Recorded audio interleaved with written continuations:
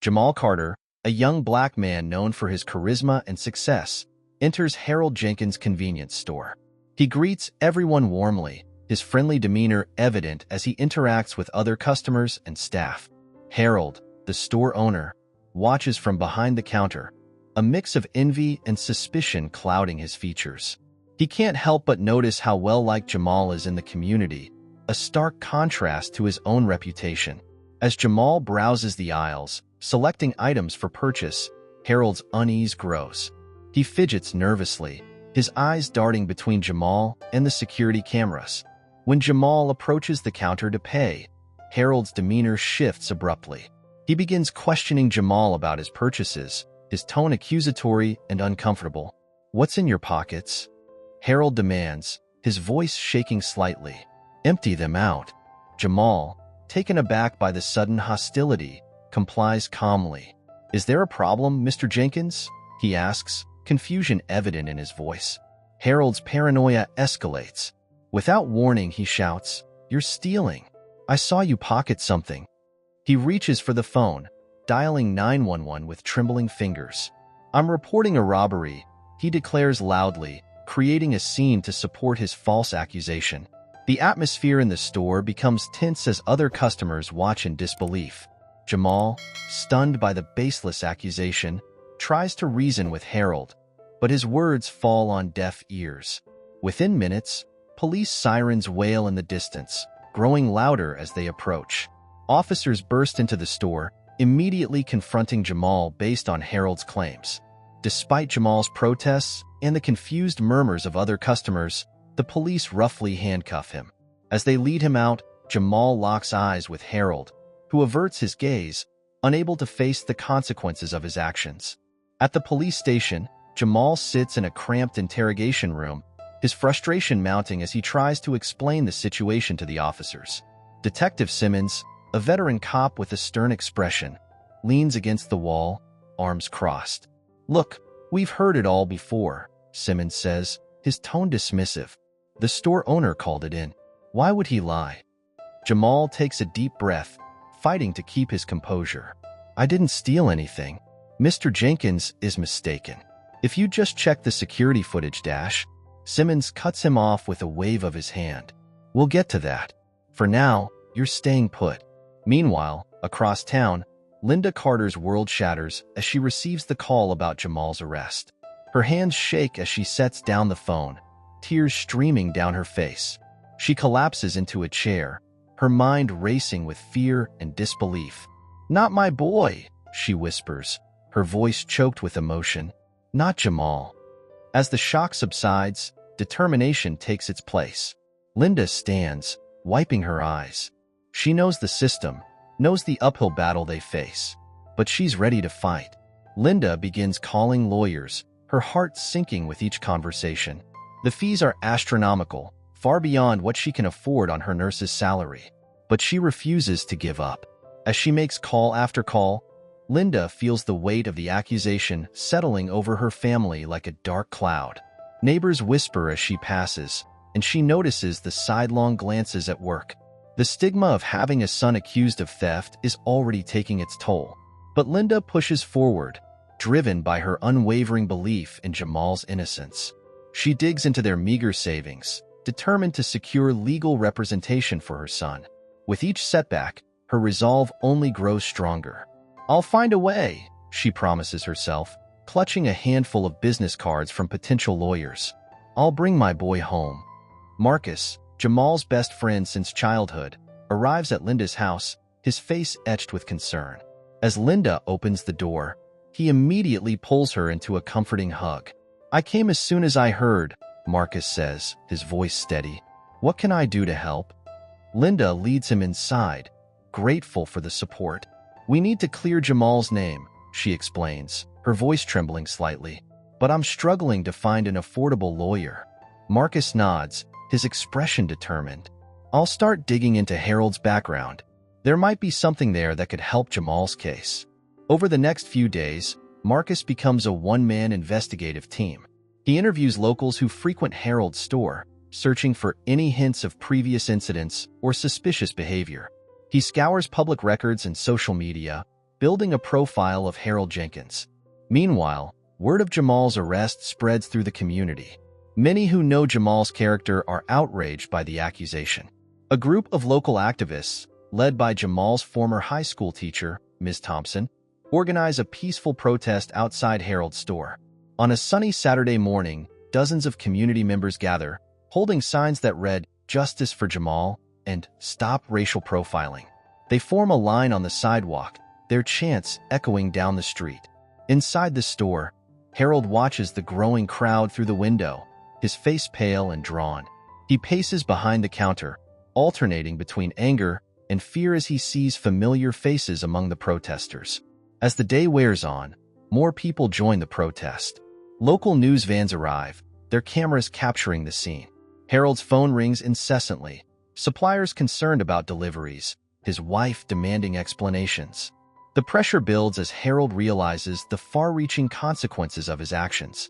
He pulls down the store's blinds, trying to shut out the accusing eyes of the community he's alienated.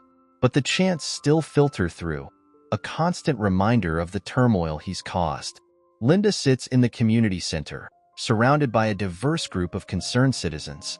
The room buzzes with energy as people discuss Jamal's case and broader issues of racial profiling in their neighborhood. Mrs. Johnson, an elderly woman who's lived in the area for decades, stands up. "My grandson faced a similar situation last year," she says, her voice steady. "We need to stand together against this injustice." Other mothers share their stories, creating a tapestry of shared experiences. Linda listens, drawing strength from their support and determination. As the meeting concludes, a local civil rights attorney, Sarah Martinez, approaches Linda. "I've been following Jamal's case," she says. "I'd like to represent him pro bono." Relief washes over Linda's face. "Thank you," she breathes, clasping Sarah's hand. "We need all the help we can get." The next day, Sarah visits Jamal in jail. She listens intently as he recounts the incident, taking detailed notes. "The security footage is crucial," Sarah explains. "We need to get our hands on it." Back at her office, Sarah drafts a formal request for the store's security footage. She sends it to Harold's lawyer, expecting resistance. Her suspicions prove correct when Harold's attorney responds, citing technical difficulties with the footage. Sarah's eyes narrow as she reads the evasive reply. "They're stalling," she mutters, reaching for her phone to call Linda. As Sarah updates Linda on the situation, she can hear the mixture of frustration and hope in the mother's voice. "What can we do?" Linda asks. Sarah's voice is determined as she replies, "We keep pushing. They can't hide the truth forever." Meanwhile, Harold paces in his living room, his wife watching him with a mix of concern and disappointment. "Just give them the footage, Harold," she pleads. "This has gone too far." Harold shakes his head, fear evident in his eyes. "I can't," he whispers. "You don't understand what it would mean." As night falls, the weight of his decisions presses down on Harold, while across town, Linda and Sarah prepare for the legal battle ahead. Marcus sits in his car outside the police station, his heart racing. His childhood friend, Officer Rodriguez, approaches, glancing nervously around the parking lot. "I'm risking my job for this," Rodriguez whispers, slipping a USB drive into Marcus's hand. "But what happened to Jamal isn't right." Marcus nods gratefully. "I owe you one, man." Back at his apartment, Marcus plugs in the drive with shaking hands. The security footage from Harold's store fills his screen. He leans in, watching intently as the events of that day unfold. The video clearly shows Jamal entering the store, browsing, and approaching the counter to pay. There's no evidence of theft. Instead, Marcus watches in disbelief as Harold's demeanor changes, becoming increasingly agitated for no apparent reason. "He set Jamal up," Marcus mutters, anger rising in his chest. Without wasting a moment, Marcus grabs his keys and rushes to Linda's house. He pounds on the door, barely able to contain his excitement. Linda opens the door, her eyes wide with concern. "Marcus, what's wrong?" "We've got it, Linda," Marcus exclaims, holding up the USB drive. "The security footage. It proves Jamal's innocent." Linda's hand flies to her mouth, tears welling in her eyes. "Oh my God," she whispers. "Let me see it." They huddle around Marcus's laptop, watching the footage together. Linda's emotions fluctuate between relief, joy, and anger as she sees the truth unfold on the screen. "That bastard," she hisses, watching Harold's performance. "He deliberately set my boy up." Marcus puts a comforting hand on her shoulder. "We've got him now, Linda. This is what we needed to free Jamal." Linda nods, wiping away tears. "We need to get this to Sarah right away." As they prepare to leave, Linda pauses, turning to Marcus with gratitude shining in her eyes. "Thank you, Marcus. You've always been there for Jamal for us." Marcus smiles, determination etched on his face. "Always will be. Now let's go get Jamal out of there." The courtroom buzzes with tension as Sarah Martinez, Jamal's attorney, stands to present the newly acquired evidence. Judge Thompson leans forward, his interest piqued. "Your Honor, we have obtained security footage from Mr. Jenkins' store that clearly exonerates my client," Sarah announces, her voice steady and confident. Harold's lawyer, Mr. Pearson, jumps to his feet. "Objection, Your Honor. This evidence wasn't disclosed during discovery." Judge Thompson raises an eyebrow. "Mr. Pearson, wasn't it your client who claimed the footage was unavailable due to technical difficulties?" Pearson stammers, caught off guard. "Well, yes, but dash." Overruled, the judge interrupts. "Ms. Martinez, please proceed." As the footage plays on the courtroom screen, a hush falls over the room. The spectators, including Linda and Marcus, watch intently as the truth unfolds before their eyes. Harold, sitting at the defense table, shrinks in his seat as he watches his own actions on screen. His face pales as he realizes the gravity of his lies.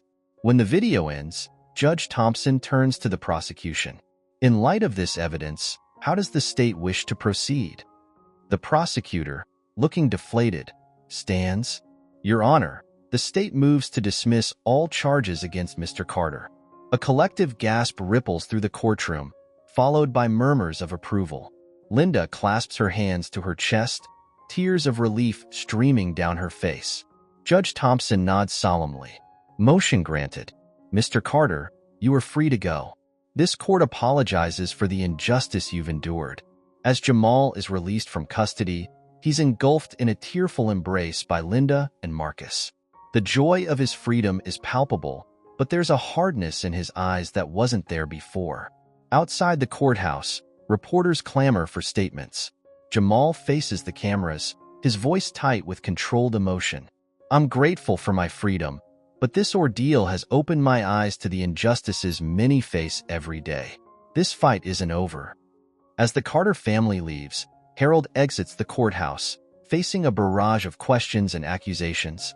The weight of his actions hangs heavy on his shoulders as he pushes through the crowd, alone and disgraced.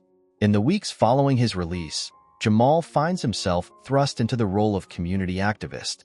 He stands at a podium in the local community center, addressing a packed room. "What happened to me isn't unique," Jamal says, his voice carrying a new weight of experience. "It's a symptom of a larger problem that we must address." The audience nods in agreement, many of them having experienced similar injustices. Jamal outlines plans for community policing initiatives and bias training programs, his words inspiring hope and action. Meanwhile, across town, Harold's life has taken a dramatic turn. His store, once bustling, now stands nearly empty. A "for sale" sign hangs in the window, a stark reminder of the consequences of his actions. Harold sits at his kitchen table, head in his hands, as his wife Karen paces the room. "You need to make this right, Harold," Karen insists, her voice a mix of frustration and concern. "You can't just hide from what you've done." Harold looks up, his face haggard. "How? Nobody will even look at me anymore, let alone listen." Karen stops pacing, fixing him with a determined stare. "Start by admitting what you did, publicly. Then, maybe, you can begin to make amends." The internal struggle is visible on Harold's face. Years of unchecked biases war with the harsh reality of his current situation. He knows he needs to change, but the path forward seems daunting. Over the next few days, Harold attempts to write a public apology. He crumples paper after paper, struggling to find the right words. Each attempt forces him to confront the ugliness of his actions, and the deeply rooted prejudices that led to them. As Jamal's influence in the community grows, Harold watches from the sidelines. He sees the positive changes being implemented and feels the weight of his role in catalyzing this movement. The guilt is overwhelming, but it's tinged with a growing sense of responsibility to be part of the solution. Finally, Harold makes a decision. He picks up his phone and dials the community center, asking to speak with Jamal. It's time to face the music and take the first step towards redemption. The community center auditorium is filled to capacity. Jamal stands at the podium, addressing the crowd about the need for police reform and community healing. "We're here to discuss real solutions," Jamal says, his voice strong and determined. "It's not enough to point out problems. We need actionable plans to create lasting change." As Jamal outlines proposals for improved police training and accountability measures, a commotion at the back of the room draws everyone's attention. Harold Jenkins pushes through the doors, looking pale and nervous. The room falls silent as Harold makes his way to the front. Whispers and glares follow him, the tension palpable. I'd like to say something," Harold stammers, his voice barely audible. Jamal hesitates, then nods, stepping aside to allow Harold access to the microphone. Harold clears his throat, his hands shaking as he grips the podium. "I'm here to apologize," he begins. "What I did to Jamal was inexcusable. I let my prejudices and fears control my actions, and I caused immense harm." The audience remains silent, their expressions a mix of skepticism and anger. "I know words aren't enough," Harold continues, his voice cracking. "I'm here to listen, to learn, and to do whatever I can to make amends." As Harold finishes, a low murmur ripples through the crowd. Some shout accusations, while others demand he leave. Jamal raises his hands, calling for calm. He turns to Harold, his expression unreadable. "Mr. Jenkins, your actions caused a lot of pain. But your presence here today, it's a start." The room falls silent, all eyes on Jamal. Change begins with acknowledgement. Jamal continues. "If we're going to move forward as a community, we need to be willing to have difficult conversations and accept that people can grow." He turns to the audience. "This doesn't erase what happened, but it's an opportunity for us to show what true community reconciliation can look like." The tension in the room slowly begins to dissipate. While not everyone is ready to forgive, Jamal's words have opened the door to a new kind of dialogue. As the meeting continues, Harold takes a seat, listening intently to the discussions of reform and healing. The community's efforts to reform local policing practices gain momentum. A town hall meeting is in progress, with residents, local officials, and police representatives in attendance.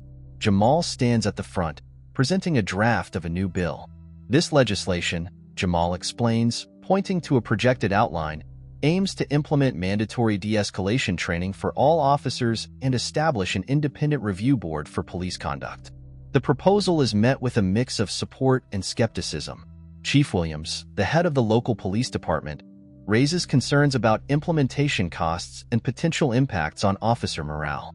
Jamal addresses these issues head-on, citing successful models from other cities. The debate is heated but productive, with community members offering insights and suggestions to refine the proposal. As the meeting concludes, a local news reporter approaches Jamal. "Mr. Carter, your story has gained national attention. Would you be willing to appear on our evening broadcast to discuss your experience in this new initiative?" Jamal agrees, recognizing the opportunity to bring wider attention to the issues. That evening, Jamal appears on the local news, his composure and articulate responses capturing viewers' attention. Social media buzzes with clips from the interview, propelling Jamal's message to a broader audience. Meanwhile, Harold watches the broadcast from his living room, a mix of emotions crossing his face. The phone rings. It's his supplier, informing him that they're terminating their contract due to the negative publicity surrounding his store. Harold hangs up, his shoulders slumping under the weight of the consequences. He turns to his wife, who's been watching silently. I think it's time to sell the store," he says, his voice barely above a whisper. Karen nods, taking his hand. "Maybe this is a chance for a fresh start," she suggests gently. As the news segment ends, the camera pans to show a group of protesters outside Harold's store, their signs demanding accountability. Harold watches, the reality of his actions and their far-reaching impact finally sinking in. The annual community fair, typically a joyous occasion, has taken on a more serious tone this year. A large crowd has gathered around a makeshift stage where Jamal stands, microphone in hand. Today, we're not just here to celebrate. Jamal begins, his voice steady. We're here to confront a truth that has been hidden for too long. The crowd falls silent as Jamal signals to a technician. A large screen flickers to life, displaying the security footage from Harold's store on the day of the incident. "This is what really happened," Jamal says, his voice tight with controlled emotion. The audience watches in stunned silence as the video plays, showing Harold's baseless accusation and the subsequent arrest. Gasps and murmurs ripple through the crowd as the truth unfolds before their eyes. When the video ends, Jamal turns back to the audience. "Mr. Jenkins didn't just accuse me. He lied. He manipulated the situation to make me look guilty." The crowd's reaction is immediate and intense. Shouts of anger and calls for justice fill the air. In the back of the crowd, Harold stands, pale and shaking, as the full weight of public scrutiny falls upon him. As the commotion grows, police officers move through the crowd towards Harold. Detective Simmons, who had initially dismissed Jamal's pleas of innocence, approaches with a grim expression. "Harold Jenkins," Simmons announces, "you're under arrest for filing a false report and obstruction of justice." The crowd watches in stunned silence as Harold is led away in handcuffs, the tables dramatically turned. Later that evening, at a smaller gathering, Jamal receives an award for his advocacy work. As he accepts it, he addresses the room. "This isn't just about me or Mr. Jenkins. It's about creating a system where truth and justice prevail, regardless of race or status. We've taken a step forward today, but our work is far from over." Miles away, in a holding cell, Harold sits alone, the gravity of his actions and their consequences finally sinking in. As he contemplates his future, he realizes that his journey of transformation and atonement is only beginning.